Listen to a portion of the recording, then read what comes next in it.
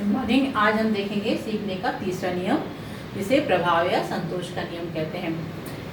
तो इसमें क्या है कि हम उस कार्य को करते हैं जिस कार्य को करने से हमें सुख की प्राप्ति होती है और वह कार्य हमारे लिए हितकर होता है। यदि कोई कार्य हमारे लिए हितकर होता है और हम उससे हमें सुख की प्राप्ति होती है, तो हम उत्साहपूर्वक उस कार्य को बार बार करना चाहते हैं, बार बार उसका रिपीटेशन करना चाहते हैं। तो जो हमें सुख की प्राप्ति हो रही है, इसको तो हम बोल देंगे संतोष का नियम। दूसरी तरफ यदि किसी कार्य को करने से हमें दंड मिलता है जो हमारे लिए दुख का कारण होता है, तो उस कार्य को हम नहीं करना चाहते हैं ना, उसे हम दोहराना नहीं चाहते। तो जिस कार्य को हम नहीं करना चाहते, जिस कार्य को हम दोहराना नहीं चाहते, तो वो आता है असंतोष का नियम। तो इस प्रकार जो प्रभाव का नियम है, वो प्रभाव के आधार पर ही संतोष और असंतोष पैदा करता है। तो वाशवर्ण ने क्या कहा? वाशवर्ण के अनुसार जब सीखने का अर्थ किसी उद्देश्य या इच्छा को संतुष्ट करना होता है, तब सीखने में संतोष का महत्वपूर्ण स्थान होता है। प्रभाव के नियम को संतोष या असंतोष का नियम भी कहा जाता है। और प्रभाव के नियम में प्रोत्साहन प्राप्त होता है, मतलब इससे संतोष जब मिलता है तो इन्हें प्रोत्साहन पाकर ही इसको संतोष मिलता है। और असंतोष का नियम जब दंड मिलता है बालक को, तो वहाँ लागू हो जाता है। तो शिक्षक क्या करता है? प्रभाव और दंड का प्रयोग अपने शिक्षण काल के दौरान करता है।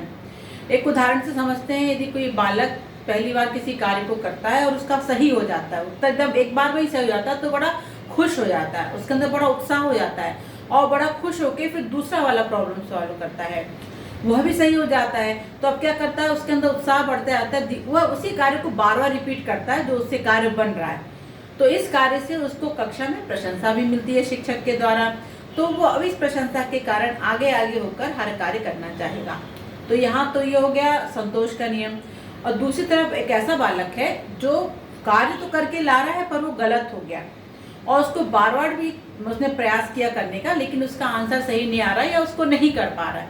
तो ऐसे में यदि शिक्षक के द्वारा उसको दंड दे दिया जाता है, तो फिर वो दंड के कारण उसे दुख मिलता है और इस दुख के कारण अब उस विषय को वो या उस कार्य को नहीं करना चाहता और धीरे धीरे धीरे उस विषय के प्रति या उस कार्य के प्रति उसके अंदर अरुचि उत्पन्न हो जाती है और उस विषय से दूर हटता चला जाता है। तो इसको बोलते हैं असंतोष का नियम। इसका शिक्षक में शिक्षण कार्य में क्या उपयोगिता है, देखते हैं। शिक्षक को बालक के समक्ष ऐसी अधिगम परिस्थिति का निर्माण करना चाहिए जिससे उसे सफलता प्राप्त हो सके और संतोष व सुख की अनुभूति हो। बालकों को जिस कार्य के लिए प्रशंसा मिलती है उसे वे शीघ्र सीख जाते हैं। शिक्षक को कक्षा में छात्रों को ना तो दंड देना चाहिए और ना ही उन्हें डराना या धमकाना चाहिए।